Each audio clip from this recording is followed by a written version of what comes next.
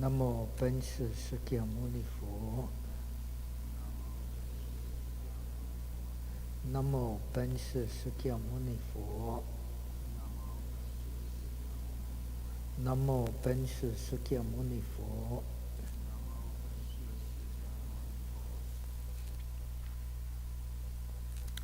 So we have learned that the peculiarity of the northern tradition of meditation is to join the practice of shamatha and vipassana together. It is very much emphasized to practice the vipassana in shamatha.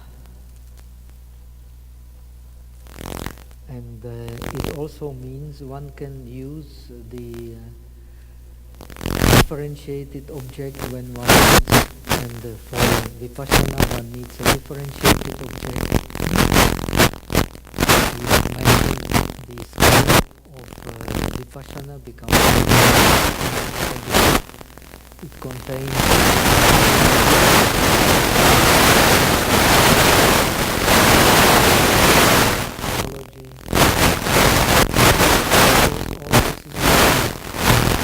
scope of listening is very large. Understanding how the sign of the object and the name are not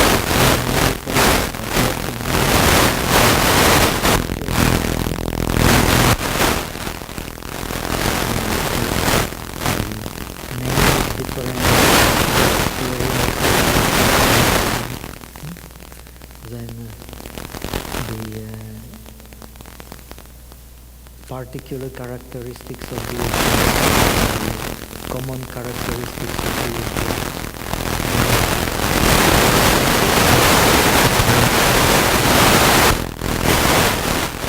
This is also the part of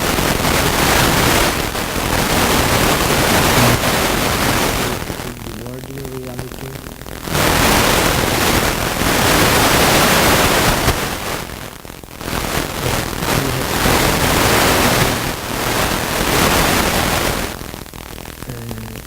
Approach of Southern Buddhism, this difference between the ultimate worldly reality and the reality,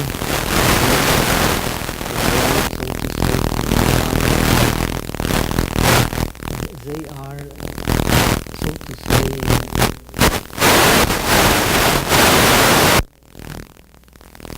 we have different ultimate realities.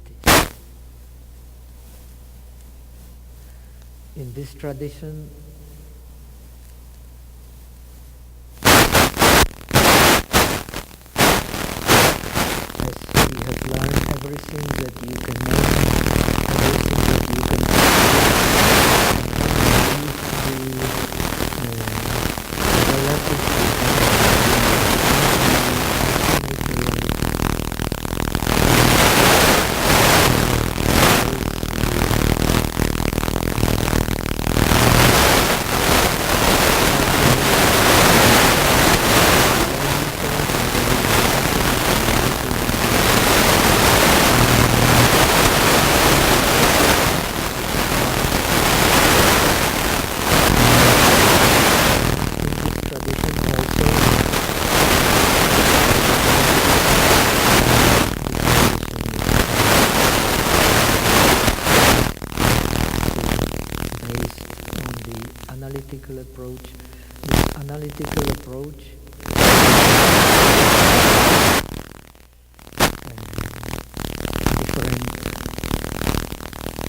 realities of the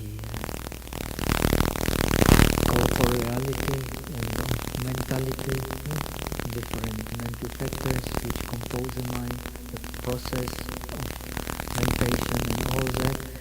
This is also very much emphasized as important for understanding the ultimate reality. So through understanding of the relative reality, you use the understanding of the relative reality to understand the ultimate reality. So still the analytical approach is very important. You don't start with the ultimate reality.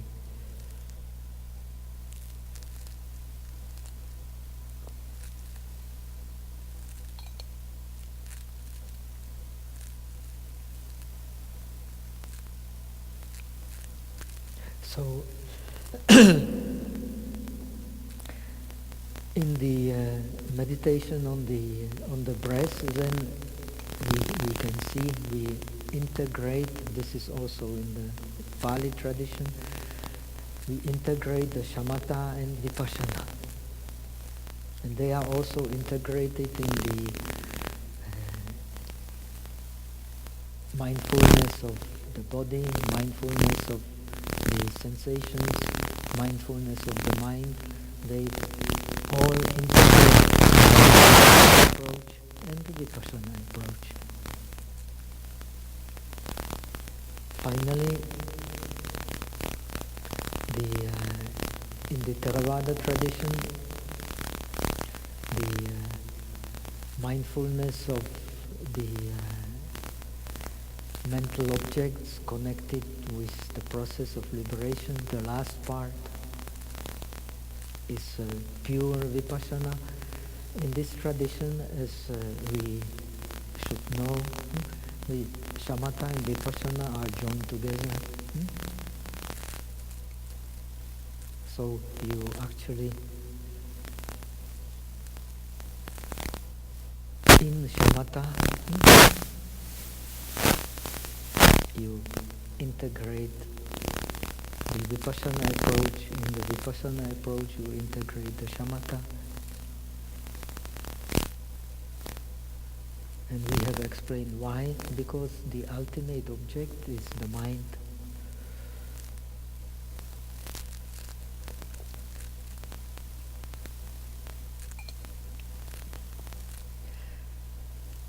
So we have also explained that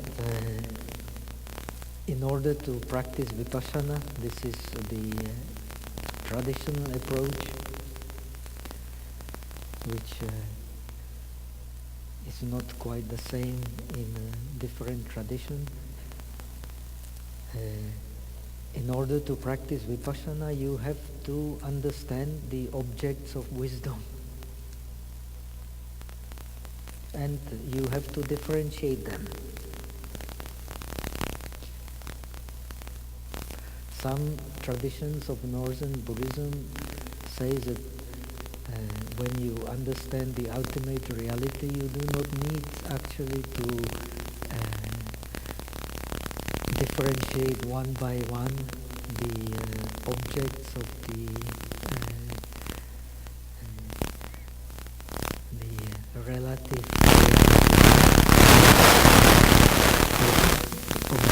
All objects, many are the objects of the relative reality.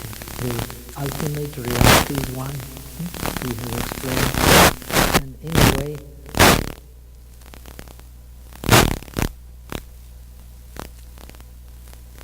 in Theravada, when you learn the ultimate reality, you learn several ultimate realities. And the same also in Sarvastivada, in the traditions connected with based on the Agama scriptures.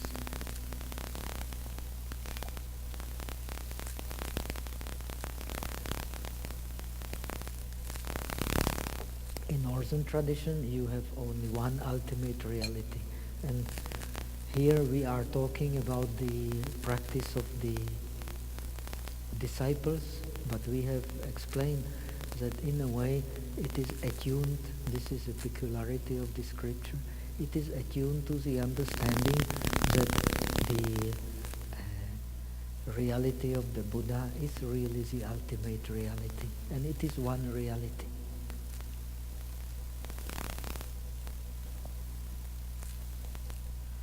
But still, we have a great emphasis for knowledge of the ultimate reality. We have to know what here is called Paratantra. We have to know the relative reality. And we have to differentiate very clearly the real relative reality from the names which bring actually the idea of stability into the relative reality. The relative reality is, so to say, always on the move. The five aggregates are always on the move. They are the process. This is what is explained here. When you understand the five aggregates as a process, then you, in a way, naturally you go into the dependent origination. The dependent origination means impossibility of one creator. When you understand dependent origination, you cannot believe in one creator. Impossible. Everything is dependent. So there is, so to say, the relation of equality in cause and effect.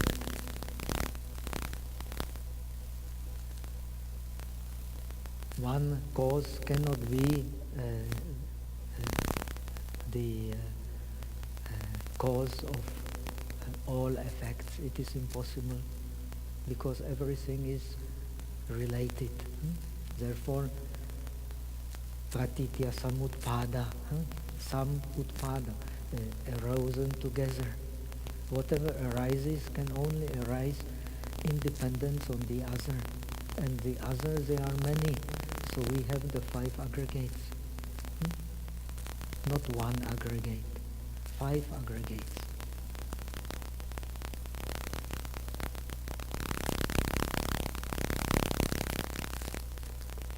So when you understand the five aggregates,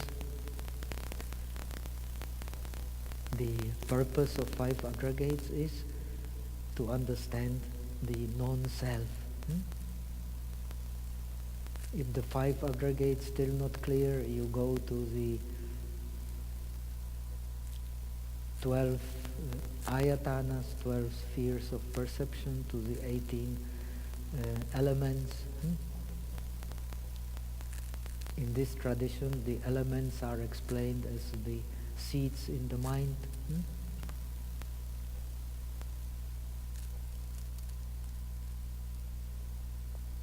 Because everything is based in the mind.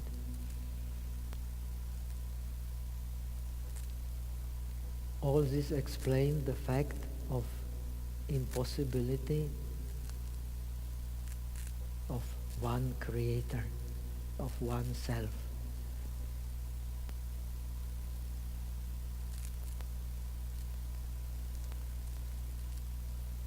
So naturally, having understood the five aggregates, you understand that everything is related. When everything is related,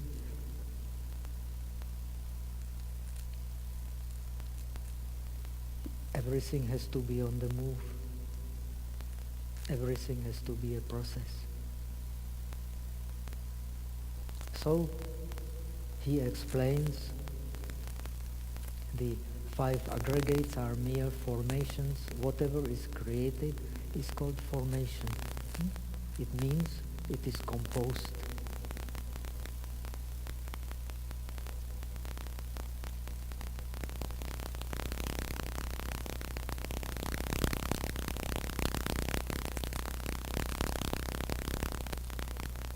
Formation literally means put together. It is put together.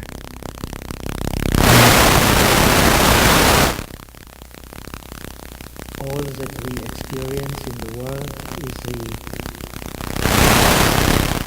corporeality which is put together by many, many things, and the mind also, which experiences the corporeality, the forms, it's also put together by many, many formations.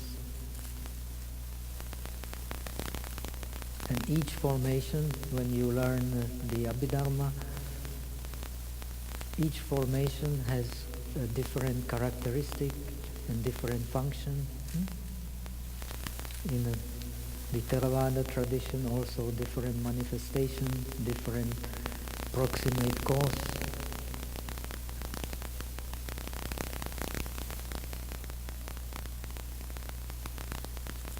So it explained that everything we experience is a process.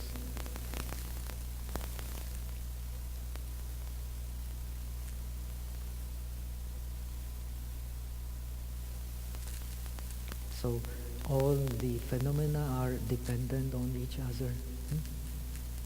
We cannot experience the body separate from the mind. We cannot experience the mind separate from the body in the world. So everything is just formations. Then everything is just phenomena.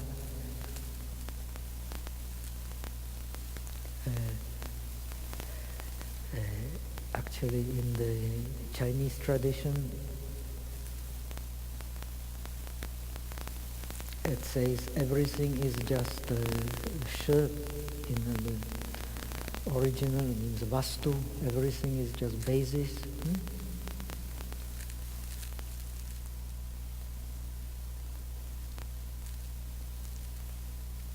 We have only 6 bases to understand the world: the eyes, the ears, and so on.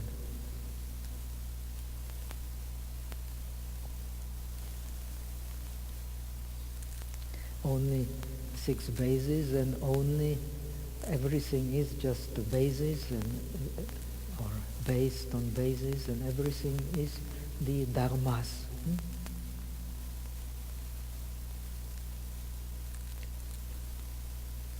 Dharma is that which holds its own characteristic. This is the definition of the Dharma.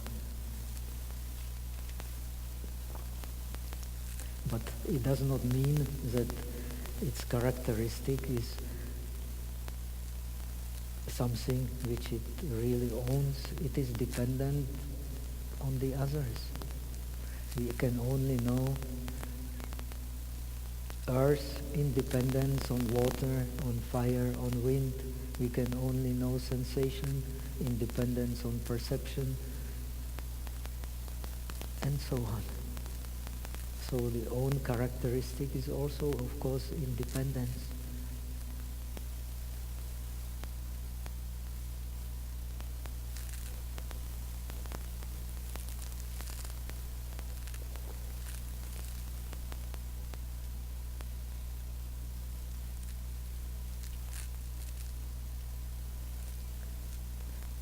Besides, the Dharma has a very wide scope of meanings.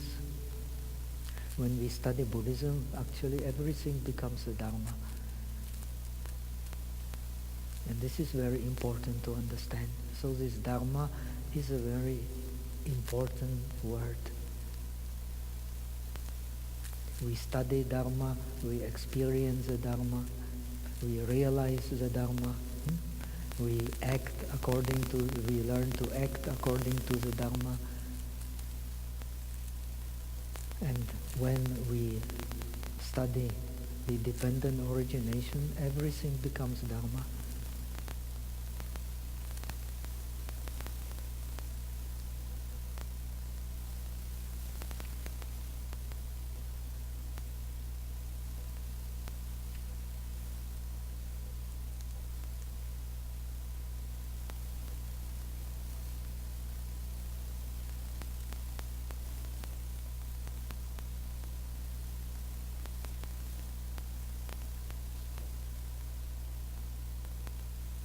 And then when everything becomes a dharma, one enters into the practice of contemplating the dependent origination. What has Buddha realized under the Bodhi tree, the dependent origination? All traditions agree on that.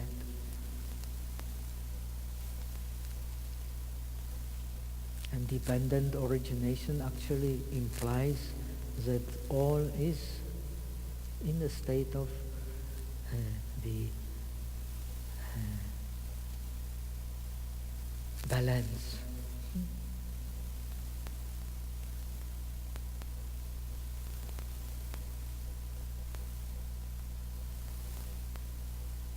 There is no unequality in the causes and effects. This has very deep meaning. You don't need a creator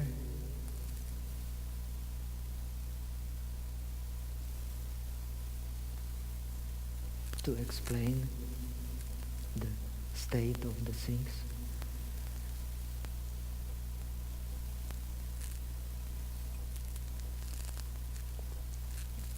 If you bring in a creator, if you bring in the self, it is the non-balance.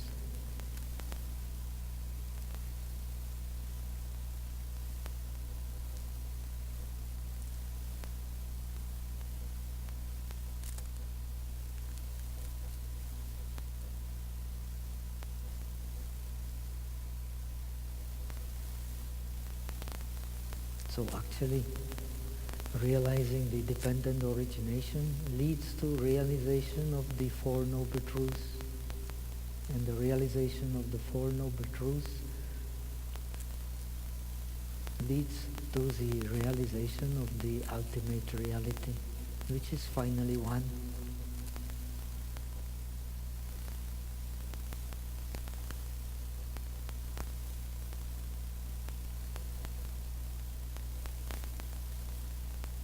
Now he explains, how does one engage with them?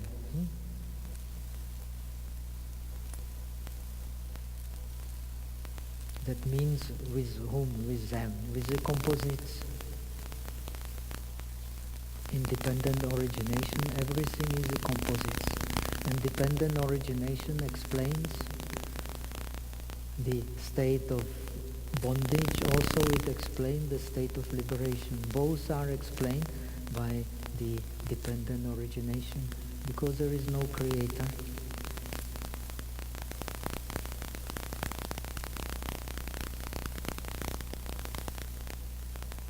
So you don't need a creator to explain the bondage, you don't need a creator to explain the liberation. The dependent origination explains both.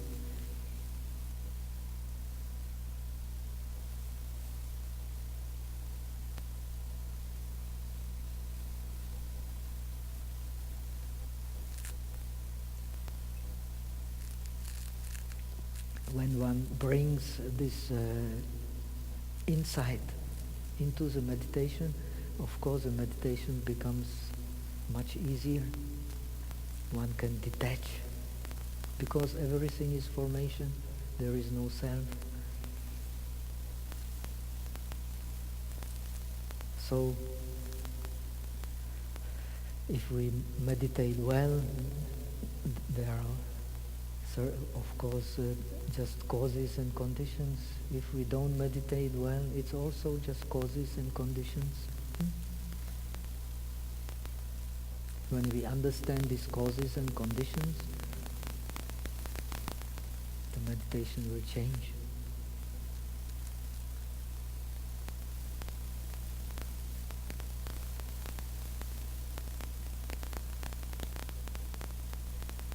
So good meditation has causes and conditions. Bad meditation has causes and conditions. If we want to improve our meditation, the scriptures say very clearly, we have to understand the causes and conditions of good meditation causes and conditions in that meditation. The meditation also is the dependent origination.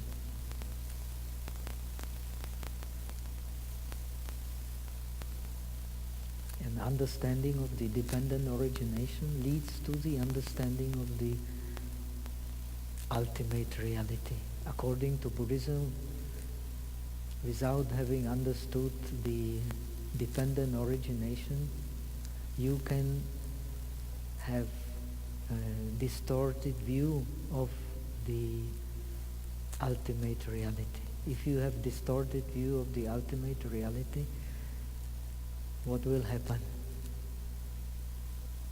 You cannot get rid of ignorance. And ignorance is explained in Buddhism as grasping.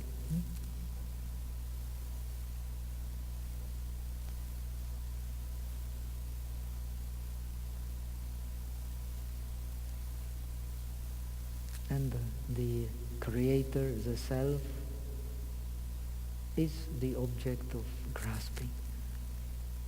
But the nirvana is nirvana because it cannot be the object of grasping.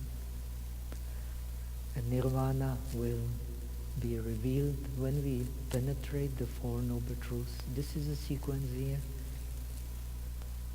And the Four Noble Truths we cannot see together. We can only see them together when the real supramundane object is revealed. Now in the northern tradition, this real, so to say, real reality is inseparable from us from the very beginning. It is our natural state. And of course it cannot be otherwise because nirvana is not created.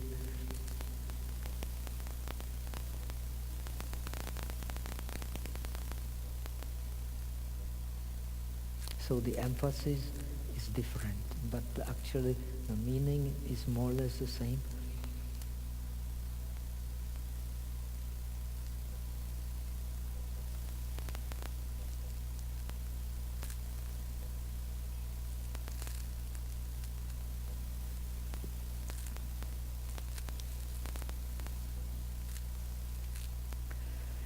So how does one engage with them? One seeks and inquires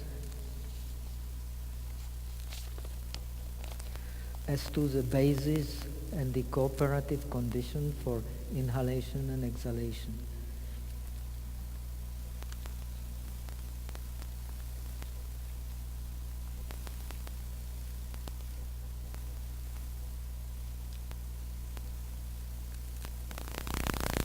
In Chinese it is said by searching for this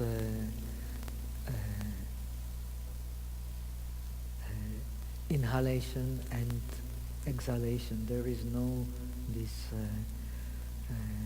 cooperative basis and cooperative conditions is not mentioned here. Maybe it is more clear in this way. Unfortunately, we don't have the Sanskrit text here. But anyway, it is more likely to be like the Chinese. One searches this in-breath and out-breath. What means search this in-breath and out-breath? What is its cause? What is its condition?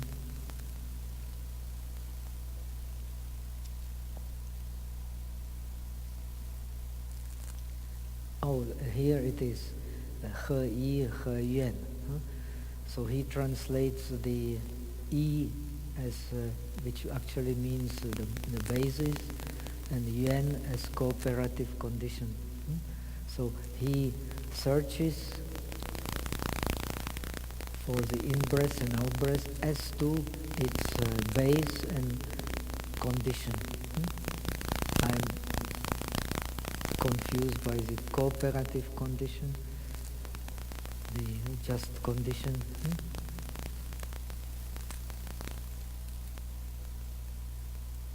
And when he searches, he will realize.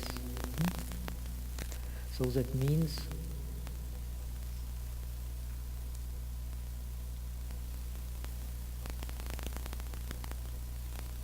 he investigates.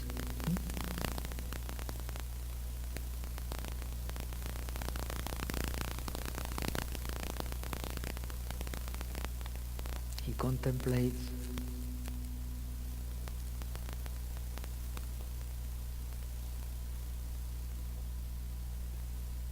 And how he investigates, how he contemplates. We have dependent origination. We can study from the beginning to the end. We can study from the end to the beginning. And we can also study from the sensation. Sensation is based on touch. So if you study on the breath, how do we know the breath? By touching it, by sensing it, feeling it, and by differentiating it. So here also he starts with investigating the touch of the breath. So you can also study the dependent origination from the sensation. Why? Because the beings are bound by sensation. Through understanding the sensation, we can break the bondage. It is due to sensation that we create the karma. And the sensation is most important in the differentiation of the mind. And the worldly mind is based on clinging to differentiation. This is especially emphasized in this northern tradition. Because of clinging to differentiation, we have grossness. When there is no more clinging to differentiation, completely abundant, we become the Dharmakaya, the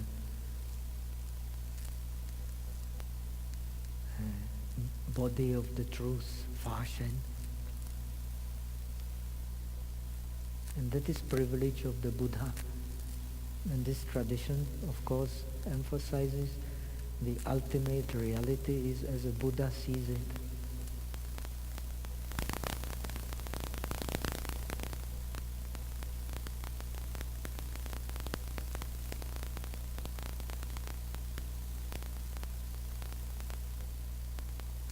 So when you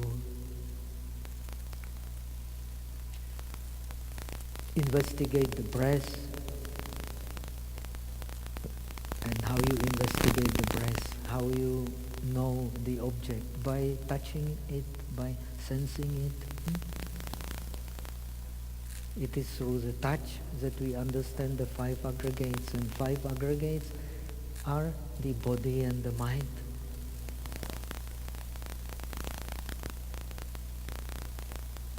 So the breath is based on the body and the mind. If there is no body and the mind, we do not experience the breath.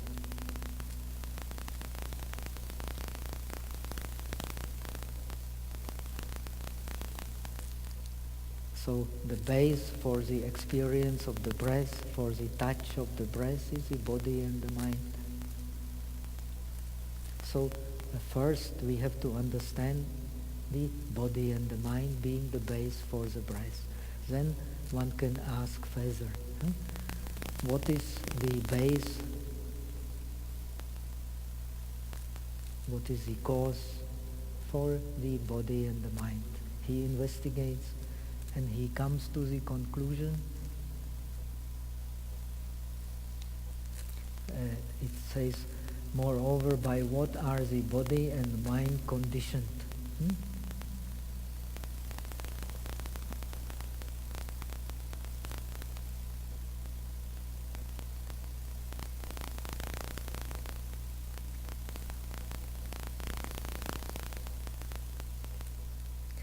So he investigates what is the condition of the body and the mind, and he finds out it is the life faculty. Life faculty is a very interesting term in Buddhism.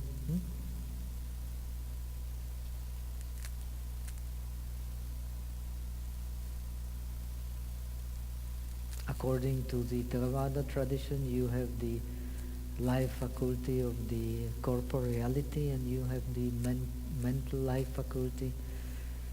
The mental life faculty becomes even a mental factor. It is one of the 7 mental factors which are always present in the in the mind. And what is life faculty? The life faculty is that which, so to say, protect the mind, which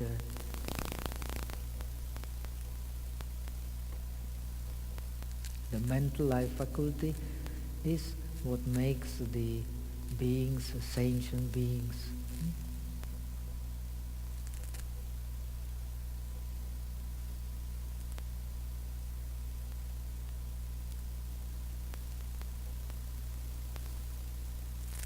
It is naturally a concept related to the prana, to chi.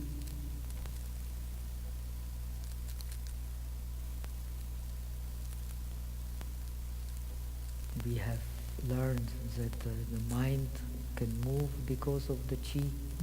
The mind also can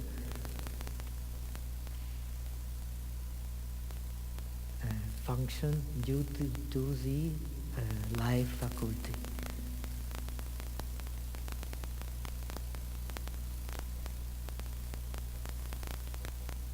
When you completely master the meditation, you can even reject the life faculty.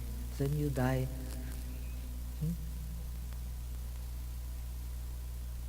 The great masters of the meditation can do it. They can decide the time of their passing away.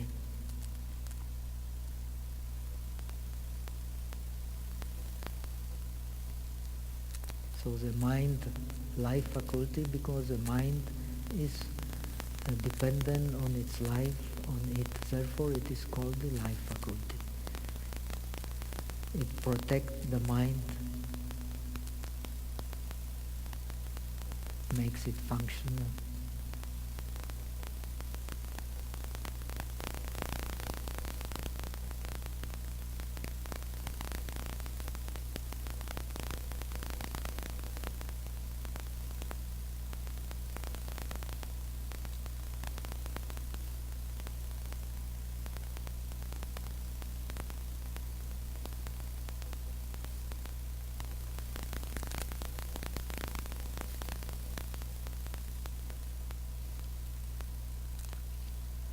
Then investigates further. Now we are alive because of this life faculty. When the life faculty is not there anymore, then there will be no more warmth in our body. Our body will not be warm, and it will become like a piece of wood, the scriptures say. Then the mind goes out of the body. When the life faculty leaves, the mind is leaving. And the warmth is leaving. So, of course, it is a concept related to the prana. But I would hesitate myself to say that it is exactly the prana.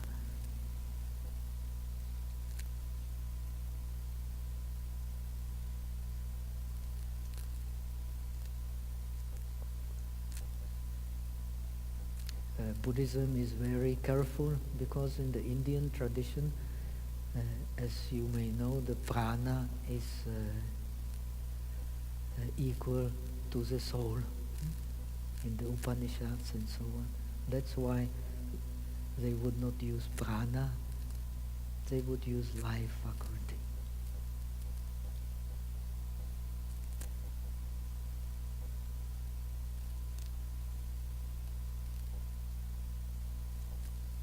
In the Upanishads, it is taught that the prana is Brahma, is a god.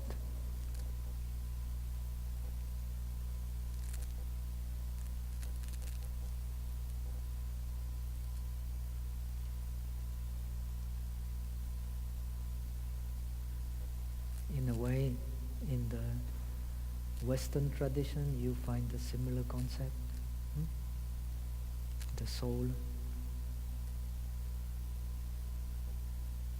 the life.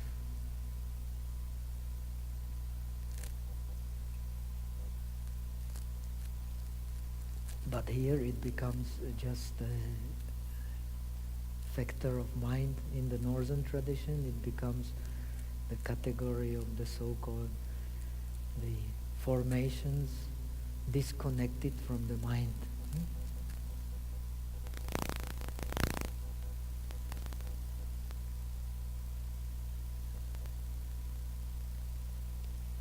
No matter how you classify it, it is that which makes us alive.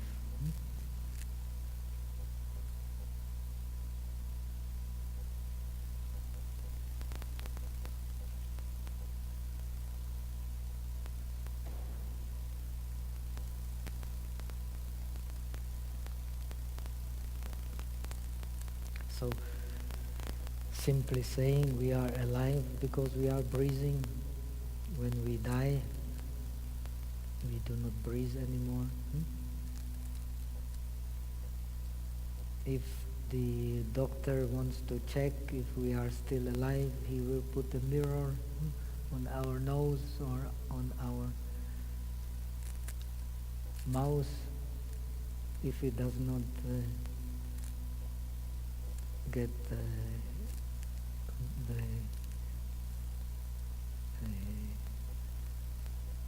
if it does not become misty, so we are not here anymore. In Indian literature you can find many stories of the great yogis who enter into the deep samadhi. In Buddhism, the samadhi of neither feeling nor perception.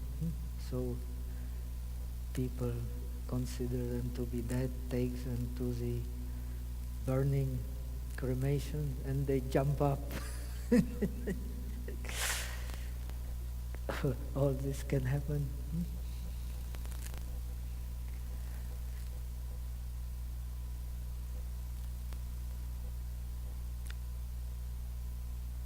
Anyway, it is very, very clear that this concept of the life faculty is connected to the breath. And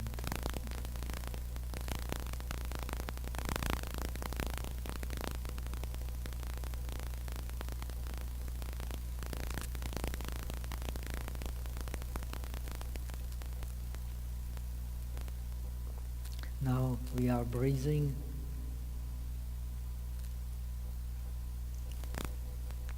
We have life faculty. Where does this life faculty come from? He asks. The life cannot be created from nothing. There has to be cause of the life.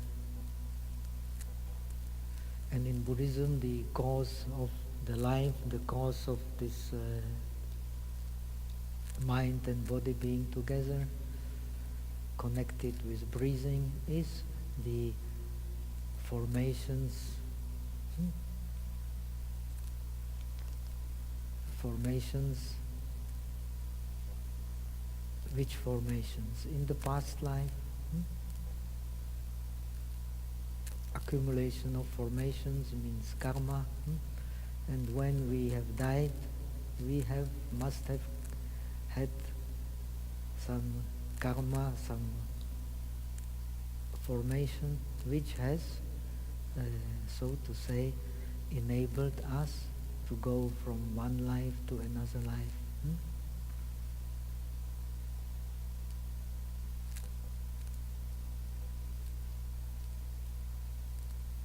And according to Buddhism, of course, we create formation because we have grasping. If there is no grasping, no more formations.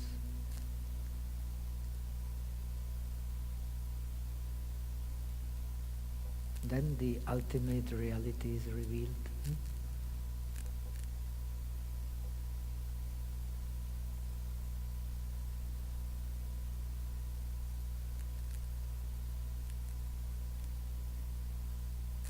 So Buddhism explained the cause of suffering being the grasping, and the grasping creates formations.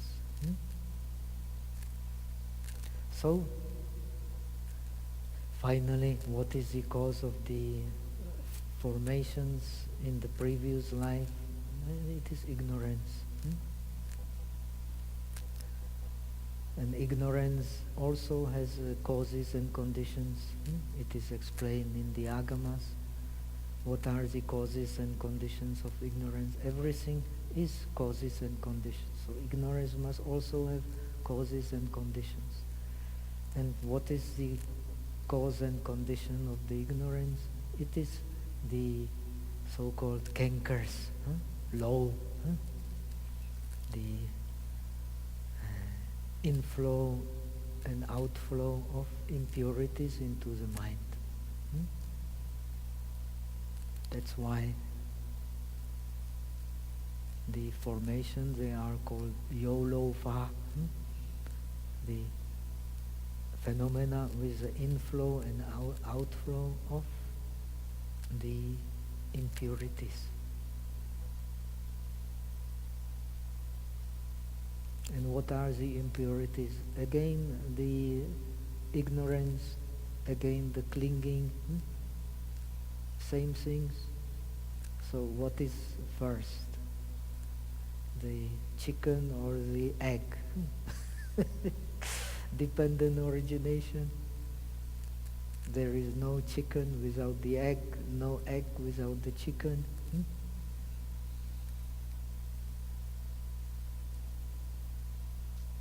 Can you think of an egg without the chicken, or chicken without an egg?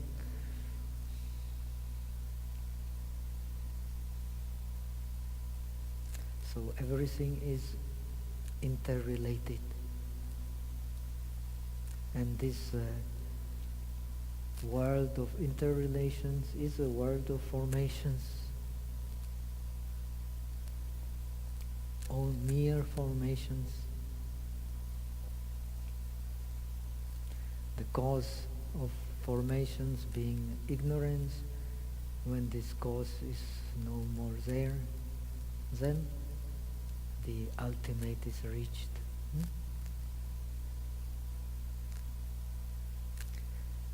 Due to ignorance, we have defilements. Due to defilements, we have suffering. And because we have suffering, we need the Dharma, and the Dharma is a dependent origination. In the Dharma, everything is equal.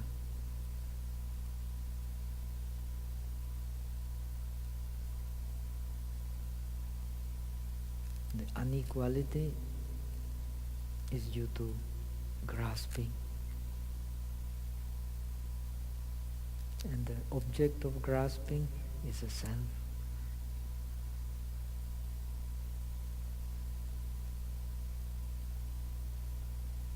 No self, no more formations. This is a Buddhist approach.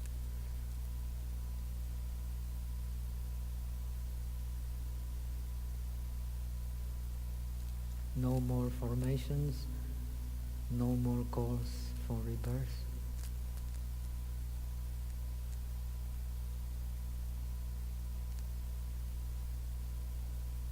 So this is the traditional approach. We have to understand the traditional approach, then we can understand the different interpretations.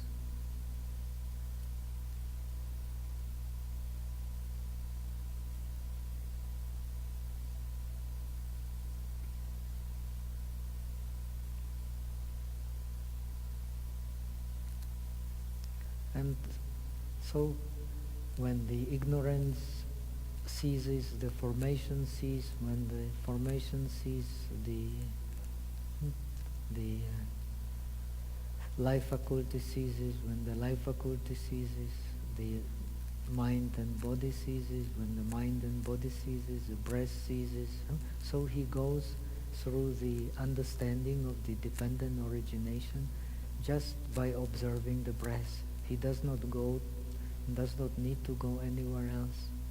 With the breath, he can get the full realization. But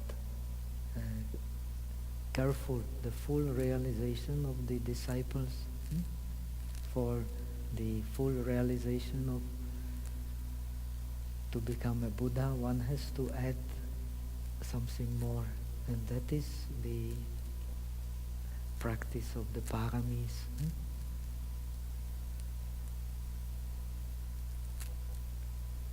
Based on the transcendental wisdom.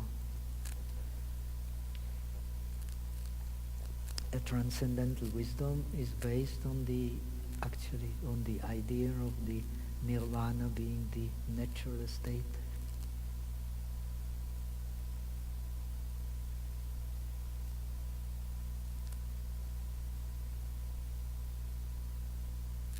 So when one who dwells repeatedly on that is said to be thoroughly trained in dependent origination.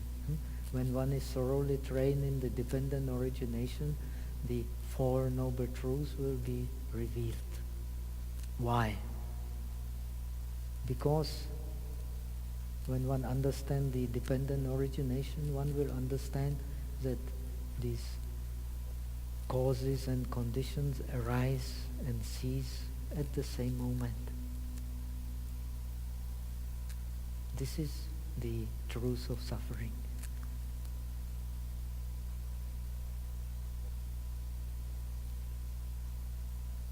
The truth of suffering is the impermanence of the formations in each and every moment.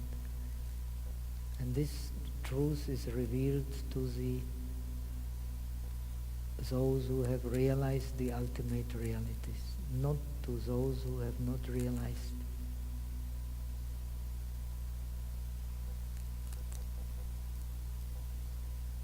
This is what the enlightened person sees. Unless we have enlightenment, we have awakening, we do not see it, so we cannot get rid of grasping.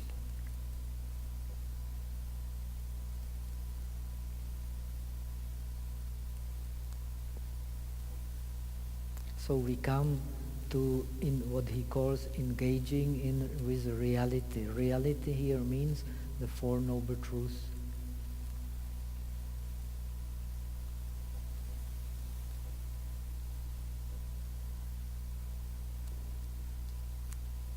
So you do not need to leave the object, you do not need to leave the touch of the breath. With the touch of the breath, you can understand everything.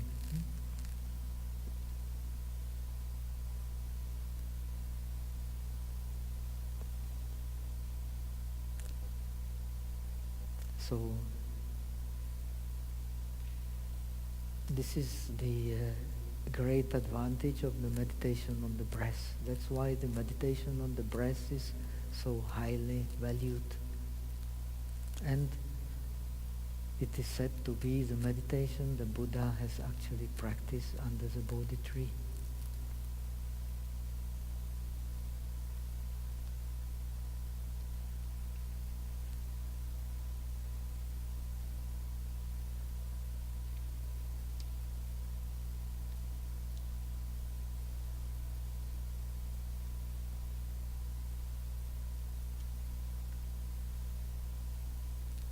So one who is thoroughly trained thus, independent origination realizes that formations being dependently related events are impermanent. They are impermanent because they are created by causes and conditions which appear and disappear in each and every moment.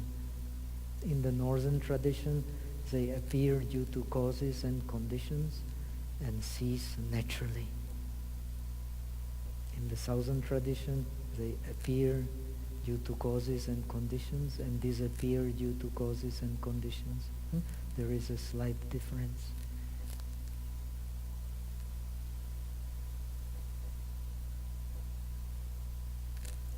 So naturally, then this idea of the natural nirvana, disappearance is natural.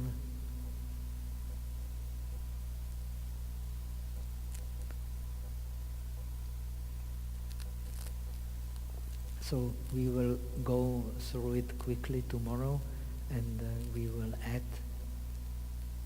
these 16 exercises, which we will then analyze tomorrow and day after tomorrow. So we should get, I hope, a good picture of what is the meditation on the breath about and what is to be realized through it. So now let's go to the questions, otherwise they will start accumulating and we can make a book of them.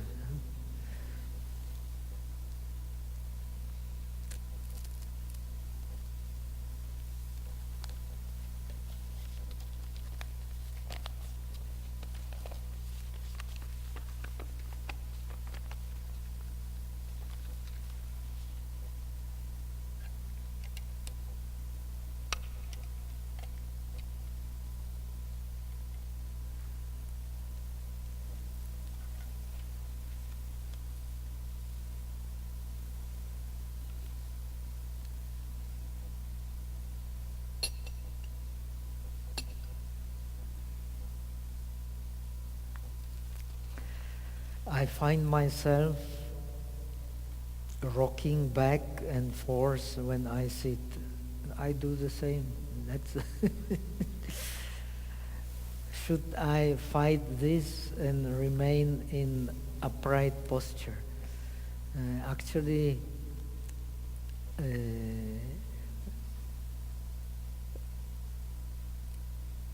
when we meditate, we are for sure to experience pain, unpleasant sensation. When we have concentration, when we have vipassana, it is much easier to endure it. If we don't have, it is very difficult to endure it. But even when we have concentration, when we have vipassana, this unpleasant sensation will remain in the background. And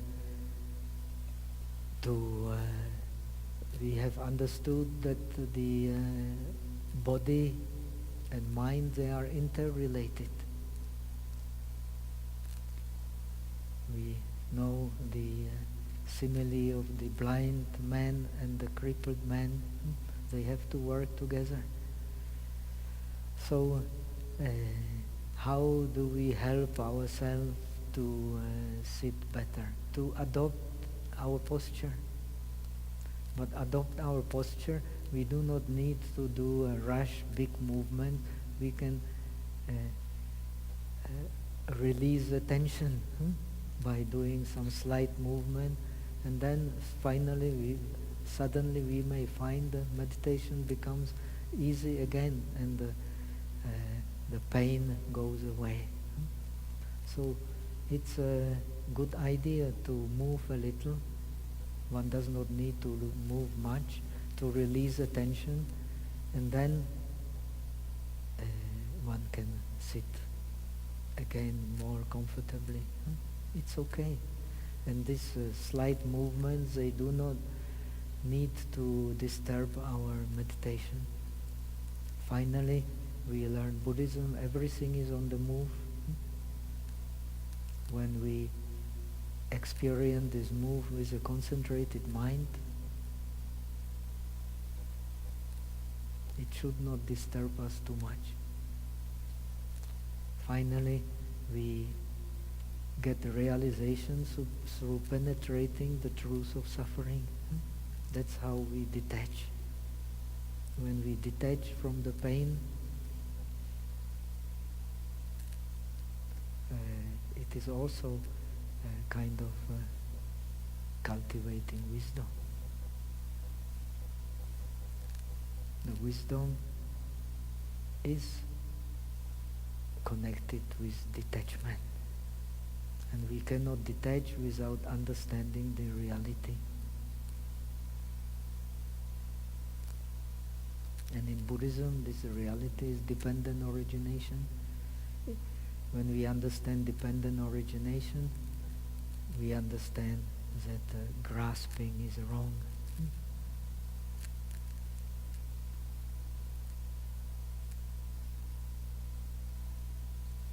This is the emphasis of the Buddhist teaching.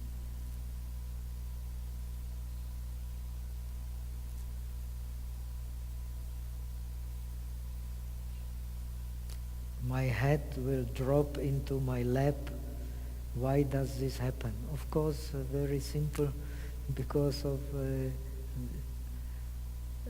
two reasons. This uncomfortable posture is there, and the thinking mind.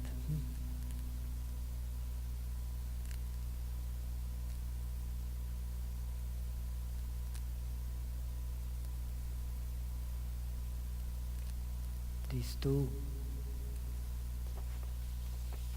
will be the reason for sure. When we lose the vigilance, you should notice it. What will happen? The posture will collapse.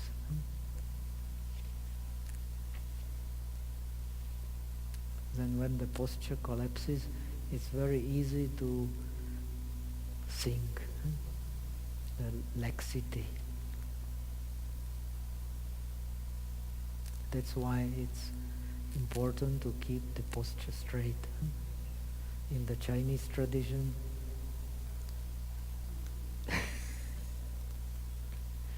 when you train as a Chan monk, you also train how to beat correctly in correct places, so as to bring you to the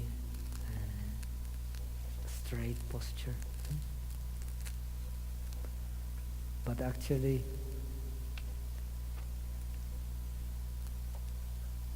when you train in the Southern tradition, you emphasize the dhyana. When you are in dhyana, it's very easy also to lose the straight posture.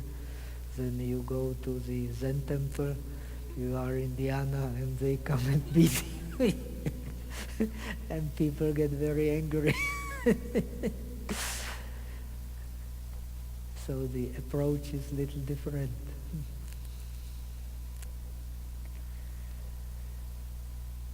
Venerable, how many times are we allowed to do the house of Qigong? I mean, maybe what is meant is a series of Qigong. These 12 exercises must be meant. If we have time. Here we only do one of each. I guess the meaning is, I'm not exactly sure what is the meaning, but the meaning must be we just do one series of the 12 exercises. How many of these series one can do? Now, we do this series here very quickly. But actually, if you do it with each exercise a longer time, say, as first 2 minutes, 3 minutes, up to 5 minutes even. I will tell you one nice story which I have heard from my student, from whom I have learned this exercise. She told me when she learned in Taiwan, in her group, there was one gentleman, maybe a little older, maybe 60, 70 years old, and he got a cancer. And the doctor told him to go for a chemotherapy. I don't remember what kind of cancer. So the teacher told him, don't go for the chemotherapy, you do this practice of Qigong you have learned, and you do each and every posture at least 5 minutes. Go for it, and don't be slack. And he was very energetic fellow. So he did that maybe several times a day. And after 1 month he goes for checking, and the doctor is surprised, no more cancer. How is it possible? This exercise is for actually detoxification of the body. And the longer you do it, the more effective it can be. Now we do it very, very short time, and also it's of course much more difficult to do it a long time to maintain these postures. But when you can do it, and when you can do it correctly, it has very, very powerful effect. But the teachers always advise not to do it in the evening, because it also make you very kind of awakened. So it's much better to do it in the evening, or in the early afternoon, not in late afternoon or late evening. If you do it, then you may not be able to sleep at all. So we do it in the morning, and after this exercise you may have also noticed the meditation is different. And one can do it, of course, several times according to one's need. One can do at first short time, several times. And then when one needs, one can do it longer time. And if one does it longer times, then one does not need to do it several times. It will do the job.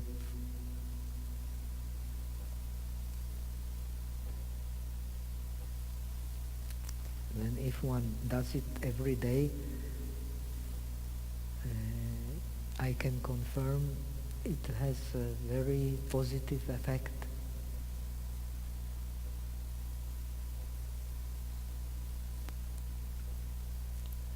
The feeling in the body will be different. And we will get a certain sensitivity as to these, what here is called vital winds, which is very important for improving our posture and improving our health. Is meditation object still breath during the walking meditation? I think this question came before. Actually, if you go to these forest hermitages where this meditation is always taught in southern tradition, so you are being told to meditate on the breath all the time. But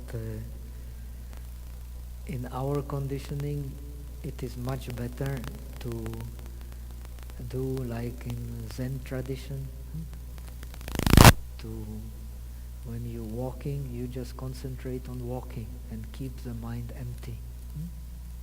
But because we are practicing meditation on the breath, and we have learned the breath exists due to mind and body being together, we can still be whatever we make the object of our attention, we can still be aware of the breathing, and we can still be aware that breathing is connected to our mind and body. When our mind and body is not tense, the breathing will be different. When we are relaxed, the breathing will be different. And when we keep this in mind, when we keep the breath in the background, then when we have developed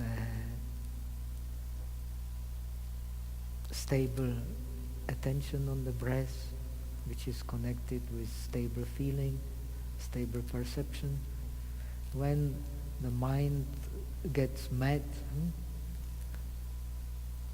because of different reasons, and it's very easy in a modern society for the mind to get mad, so many different stresses, here a telephone, here some problem in the work, and here some people shouting and so on, angry and so on. Then you pay attention to the breath, and because of the habit of meditating on the breath with steady attention, the mind will cool down immediately. So this is advantage of the meditation on the breath. The object is always with you.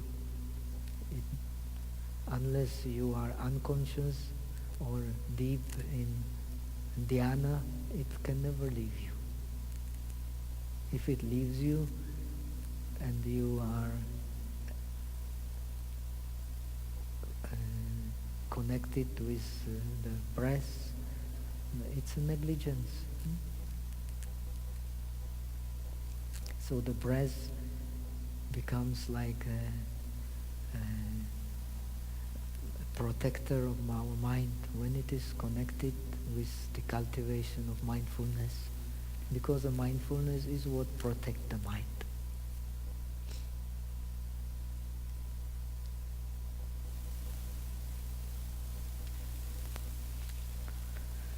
The so-called echo of the breath, does it mean breath in the belly? The echo of the breath is a kind of a skillful means to do the passage to the subtle breath. When we breathe in and we have a more subtle mind, we will feel the after breathing in, still there is a movement down in the body. And when we breathe out, after breathing out, there is still a tendency of the wind going up. It is like an echo. Like when you have a gong, you beat the gong. First you have the gross sound, then come the subtle sound. And the more subtle the mind, the more subtle the sound. So this is how you can work to go into this subtle breath also.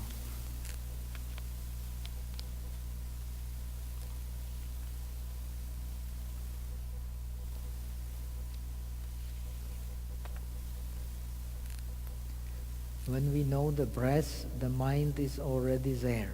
So we don't need to particular research for the touching place, question mark. When there is no touch, there is no sensation. When there is no sensation, there cannot the differentiating mind does not work. How do we know the breath? Because there is a touch, there is sensation, and there is a differentiation. So when these are clear, the object is clear. When these are not clear, the object cannot be clear. So the mind will go to the different object. So we have already explained before, there is a gross breath and the subtle breath. The gross breath is best to identify at the nostrils, but the subtle breath is spread everywhere.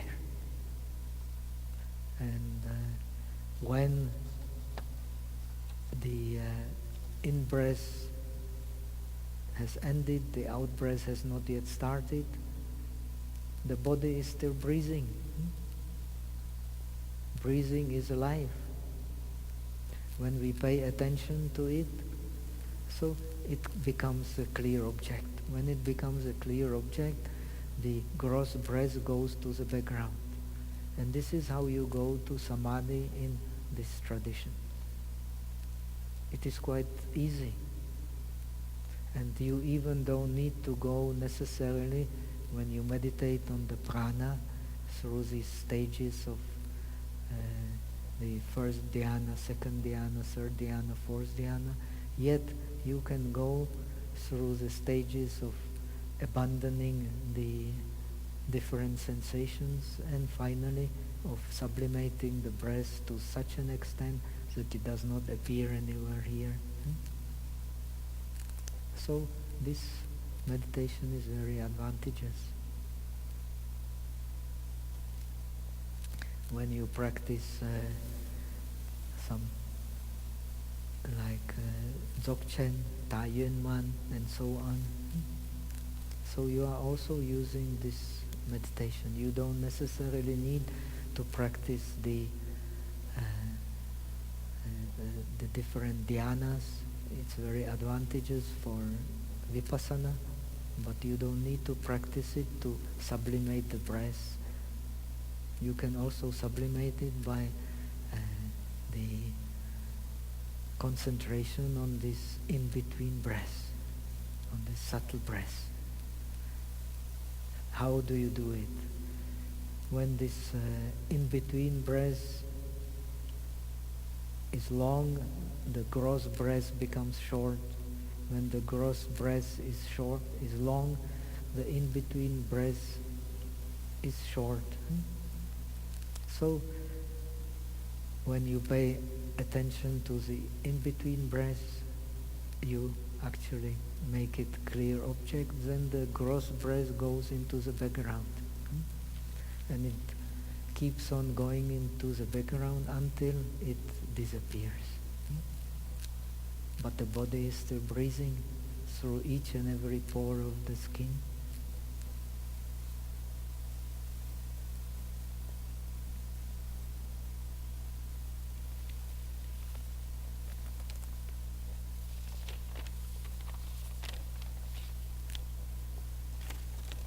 Well, now we have already, the time is over, so let us leave the other questions for tomorrow, and we do a little bit of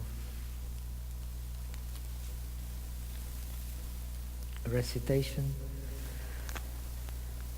I have told you I will translate the Dharani of the Great Compassion, so let us start translating it. We don't have much time, and maybe we complete tomorrow.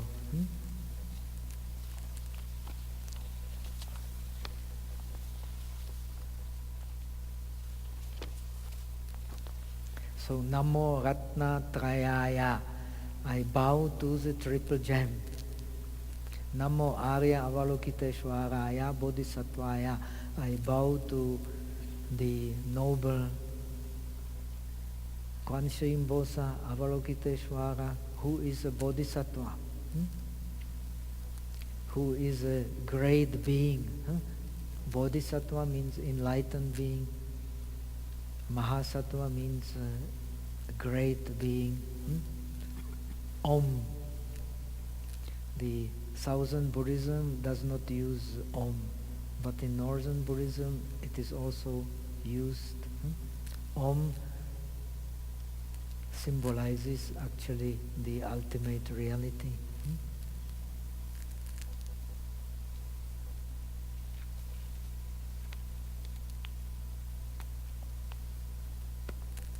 However you conceive it.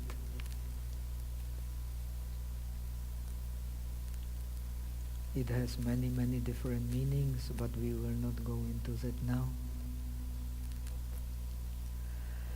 Sarva bhayeshu tranakaraya.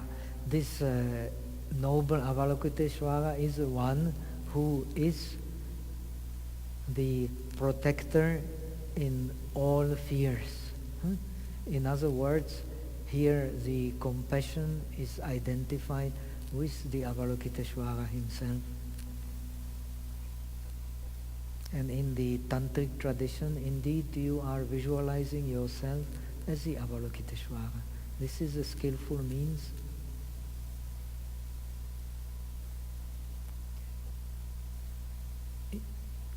to go into the Pure Land. You visualize your teacher as a Buddha, even so, of course, he is not the Buddha. It's not so easy to be a Buddha. And you visualize yourself to be the Bodhisattva, Avalokiteshvara, or other Bodhisattva. And this is how you can enter into the Pure Land. It becomes easier to visualize the Pure Land. Everything becomes pure. So this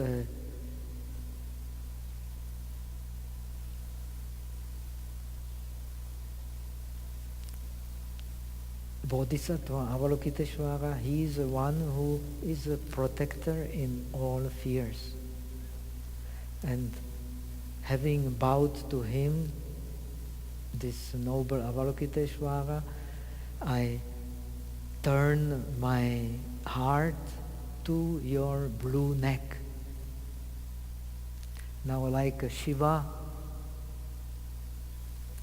next year we are going on the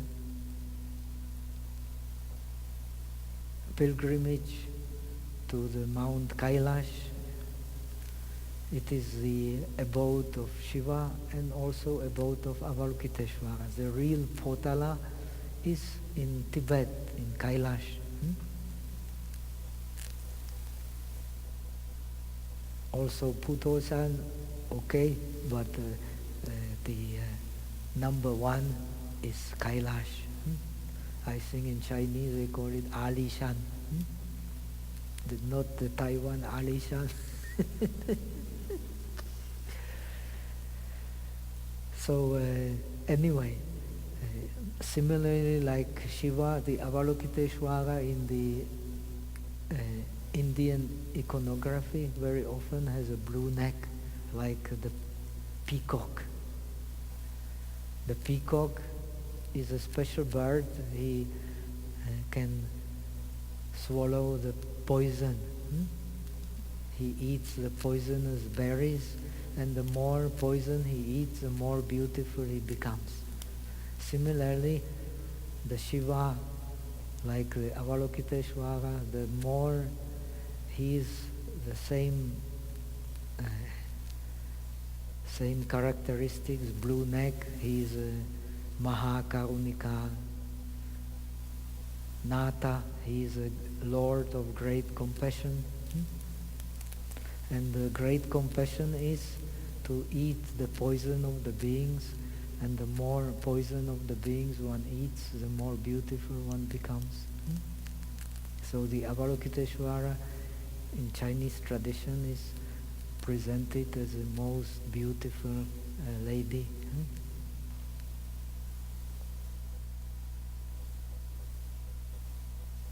In the Indian tradition, as a yogi, similar to Shiva, sitting on the tiger skin in deep samadhi.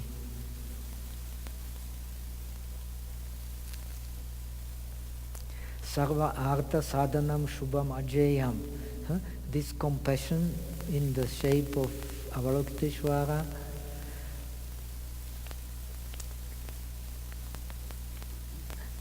makes all the practice pure and invincible.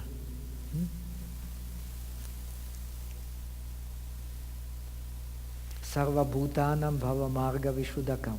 It is the purifier of the path of existence of all beings.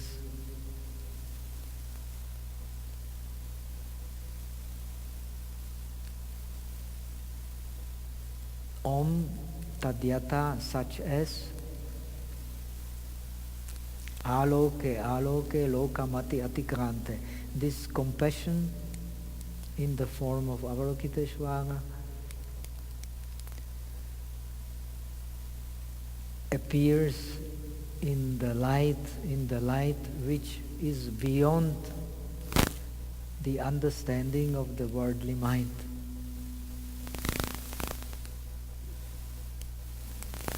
So let us finish here. Tomorrow we will finish the translation. It is not exactly the grammatical Sanskrit, but still the meaning is very clear.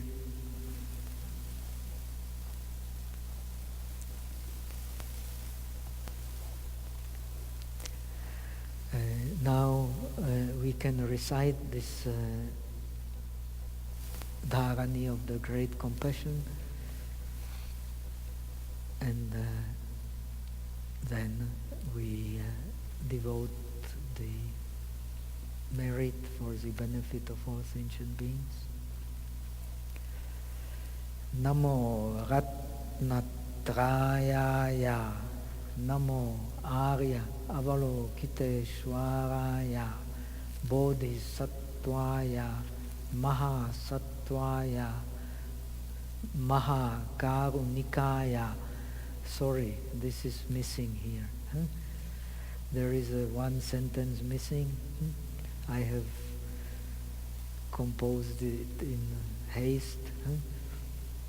Mahasattvaya, Mahakarunikaya, the great being endowed with great compassion.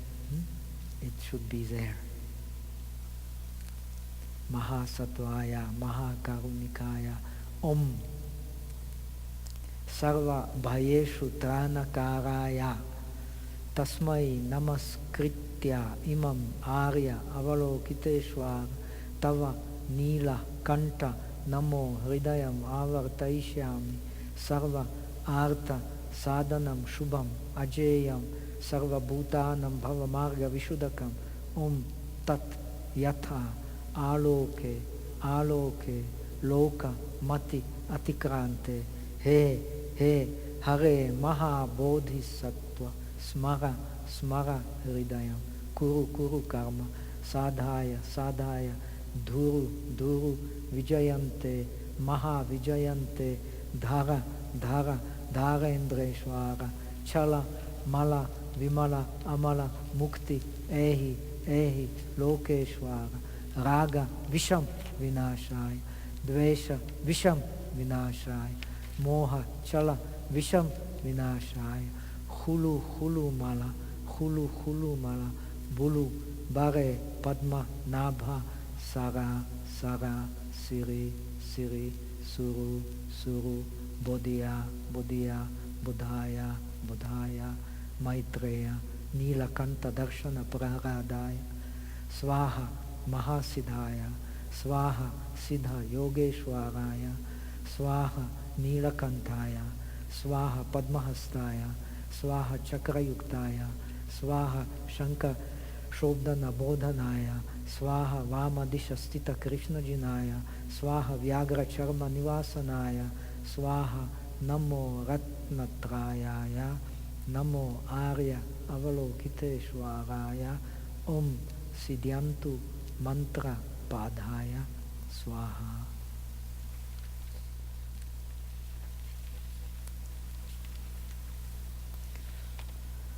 So, 愿自功德普及一切我等一众生皆共成佛道。